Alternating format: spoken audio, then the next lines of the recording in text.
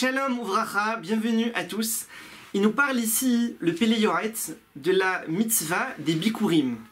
Donc à l'époque du Beth Amikdash, lorsqu'un homme juif il avait un champ, alors si c'est un champ avec l'un des 7 fruits d'Israël, il ramène les Bikurim. Donc s'il a un champ de bananes, c'est pas les 7 fruits d'Israël, il n'y a pas de Bikurim. S'il a un champ de dattes, 7 fruits d'Israël, alors là effectivement, les premières dattes qui vont commencer à pousser, il mettait autour un fil rouge, et quand les dattes ils sont arrivées à maturation, on ne sait plus c'est laquelle qui a commencé à pousser en première, elles ont toutes la même taille. Alors celle avec le fil rouge, il les met dans un très joli panier, il monte jusqu'à Yerushalayim, et là-bas il les amène au Beth Amikdash, c'est la mitzvah des Bikurim. Les premiers fruits qu'ils ont commencé à pousser, il les amène. Alors on a la même chose, il nous dit ici, il nous ramène la Gemara dans Masechet Ktubot, Daf Kuf He, Kol Hamevi Doron, les Talmid Chacham, tout celui qui ramène un cadeau à un érudit en Torah, Keilou Ikriv Bikurim. C'est comme s'il avait ramené des Bikurim au Beth Amikdash. Donc bien que de nos jours on n'a plus cette mitzvah concrètement, on a ici un équivalent. Et c'est pour ça que des fois il y a des gens, ils disent « Ah dommage, on n'a plus le Beth Amikdash, on peut plus faire telle mitzvah, on peut plus faire telle mitzvah », mais il y a des équivalents. Plusieurs fois la Gemara, elle nous ramène un équivalent de la mitzvah qu'on peut faire nous, oui, de nos jours. Donc, s'ils sont tristes, ils prétendent « Ah, on aurait voulu », ben voilà, tu peux. Tu n'as pas le Beth Amikdash, mais tu as un équivalent. Alors, est-ce que l'équivalent, tu l'as fait ou pas? S'il l'a fait, alors on voit que vraiment, il regrette le Beth Amikdash et il aurait vraiment voulu faire la mitzvah, donc il fait l'équivalent. Alors, il ramène le Pélé Yoetz en plus, quelque chose de très joli. Il dit lorsque quelqu'un il va faire les courses, il va faire son marché pour la semaine, pour lui, pour sa famille, il fait ses courses. Il dit qu'au début, il n'a qu'à acheter quelque chose pour un pauvre. Il achète, il rentre au super, il achète au début un truc pour un pauvre, qu'il lui donnera après il fait ses courses. Il dit c'est une sorte de prémisse, même dedans, et comme ça beaucoup de tzadikim qui des fois ils faisaient leurs courses à eux, mais à côté il y avait toujours un petit peu de courses pour le pauvre, puis après il distribuait directement au pauvre une bouteille, un gâteau, un truc qu'il a acheté pour lui. Et vous savez que ça rejoint ce qu'elle dit la Gemara dans Masechet Ta'anit Chav Gimel, Milé Deveta Jimkarva Hanaatan, parce que quand quelqu'un il donne au pauvre quelque chose de la maison, le profit il est tout de suite. Un pauvre il toque à la porte, on peut lui donner une pièce de 2 €, on peut lui donner un gâteau. Celui qui a donné un gâteau, il a plus de mérite.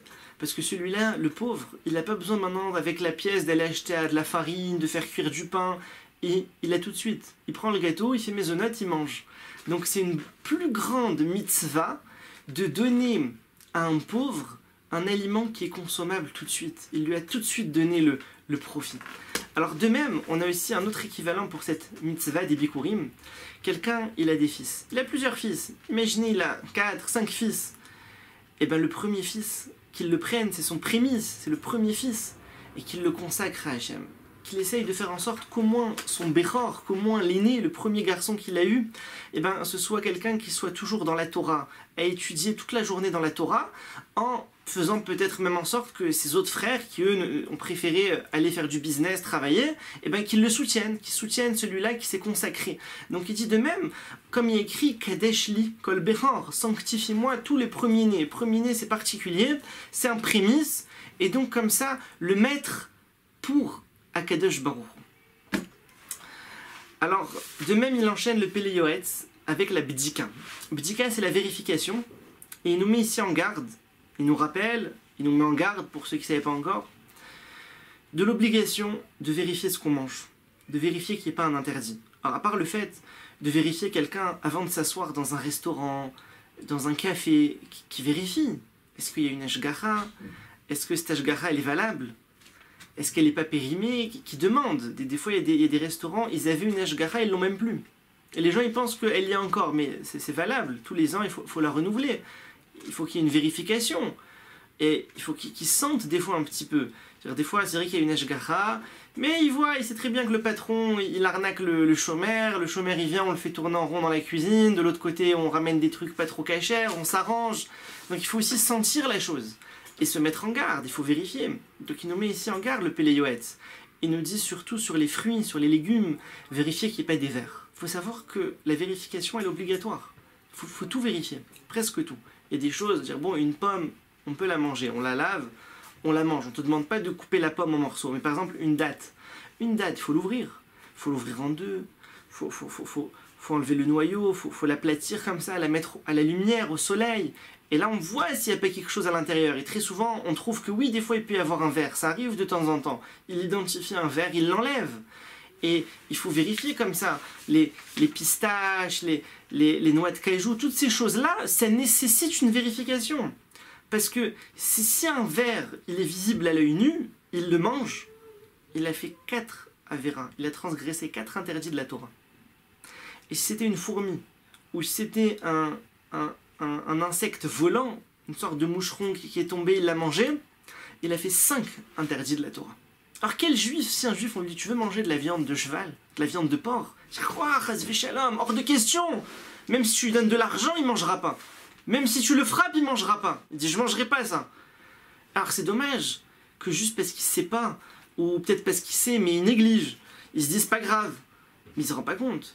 Quelqu'un qui mange une viande de cheval, une viande pas cachère comme ça, il a fait un interdit de la Torah. C'est très grave déjà. Mais un verre, on parle ici de 4 interdits, voire 5 interdits de la Torah. Donc c'est pour ça qu'il faut être très vigilant.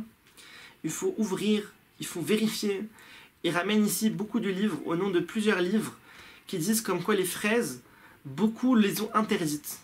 Parce qu'il y a trop de problèmes de verre sur les fraises. Le problème dans les fraises, c'est que les vers, ils s'apparentent à un petit point noir sur la fraise. On a l'impression que ça fait partie de la peau de la fraise, mais en fait c'est un verre. Si on le regarde à part, on voit que c'est un verre. Donc, il dit de même, il dit tout homme qui a la crainte d'Hachem, il ne mangera pas la laitue, salade verte, laitue, chou. Il dit il ne touchera pas. Parce que là-bas, les vers, ils sont cachés dans les plis, des fois ils sont cachés dans la feuille de laitue même. C'est seulement en la mettant au soleil qu'on voit les vers apparaître. Et donc pour toutes ces raisons-là, des fois il y a des gens, ils te disent non, moi j'ai pas de problème, tu sais la laitue, je la laisse tremper dans l'eau avec du savon, avec du désinfectant pendant 2 heures, 3 heures, je laisse tremper là-bas. C'est bien, au lieu de manger des vers vivants, il mangera des vers qui sont morts. Mais les vers, ça les a pas enlevés. Ça les a pas enlevés. Alors tu as ceux aussi qui, avec le jet d'eau, il a un jet d'eau fort comme ça, il met sur la laitue, il dit j'ai passé le jet, ça a tout... Non, ça va peut-être enlever ceux qui sont dans les plis, et pas sûr, parce que des fois le jet il n'atteint pas. Mais ceux qui sont à l'intérieur, dans la peau de la laitue, ceux-là, il peut passer tout le jet qu'il veut, ça ne les enlèvera pas. Donc, il dit celui qui a la crainte d'Hachem, il ne consomme pas ça. Il y a beaucoup de fruits, Baruch Hachem, il y a beaucoup de quoi manger. On n'est pas que sur de la laitue et du chou, hein, il n'y a pas que ça. Donc, quelqu'un, pourquoi rentrer dans ce genre de problème? Et ça rejoint ce qu'il dit dans le prophète Yesharia, chapitre 5, Oy moshre he'avon bechevle hashav. Il dit malheur à ceux qui tirent la Avera avec des cordes qui sont vaines. Ça veut dire quoi? C'est-à-dire autant quelqu'un, il a volé 1 million. Il a volé 1 million d'euros. Bon, on comprend qu'il les ait volés, c'est une belle somme, il veut faire des choses avec. C'est pas bien, mais on comprend. Celui qui a été, il a volé 1 euro. Il dit, mais t'es malade, tu transgresses un interdit de voler pour 1 euro. Qu'est-ce que tu vas faire avec 1 euro? Je comprends pas. Il dit, c'est la même chose. Quelqu'un qui transgresse 5 interdits de la Torah en mangeant des bestioles, alors qu'il profite même pas. Il n'y a même pas de goût. C'est-à-dire, le goût, il n'est pas là. Encore pire, c'est mauvais. S'il sentait le goût, c'est un mauvais goût. Donc, il fait des avérotes très graves sans même en profiter. On comprend pas. Ce serait comme quelqu'un qui vole à chaque fois 1-2 euros par-ci par-là. Il dit, mais qu'est-ce que tu fais? Tu as volé 1-2 euros. Qu'est-ce que tu vas faire avec 2 euros? Ça va rien changer à ta vie. Donc, c'est ce qu'il dit le prophète Yesharia. Il dit, c'est encore pire. C'est-à-dire, celui qui fait la avéra et il reçoit quelque chose derrière, on comprend qu'il ait fait la avéra. Celui qui fait, il reçoit rien. Qu'est-ce que ça veut dire? Et donc, il dit, Shlomo Ameler, dans Michelet, Rav Gimel, il nous dit là-bas, Vesamta sakin belorecha imbal nefeshata. Tu mettras un couteau dans ta gorge si tu as une âme dans ton corps. Si tu as une âme dans ton corps, tu as une neshama, tu as conscience que tu as une neshama, c'est une partie d'Hachem qui t'a donné, elle est dans ton corps, tu en as conscience. Donc tu mets un couteau dans ta gorge, il n'y a rien qui rentre. Il n'y a rien qui rentre sans être vérifié. On vérifie. Il n'y a pas de problème, rien que vérifie. Vérifie. Et c'est pour ça qu'il faut mettre en garde les gens. Beaucoup de gens qui ne savent pas. Des fois, c'est juste de l'ignorance. C'est juste que les gens ne savent même pas qu'il fallait vérifier. Ils pensaient qu'il n'était pas au courant. Et donc, il dit qu'Hachem pardonne, qu'Hachem voit que des fois, les gens, ils font ça sans le savoir. Donc maintenant, on le sait. Maintenant, vous le savez. Maintenant, tout le monde le sait. Il faut le dire aux gens autour de soi.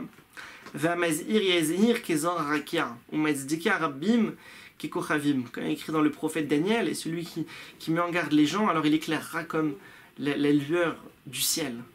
Tevorechou mipi Elion, soyez bénis de la bouche d'Hachem. À bientôt.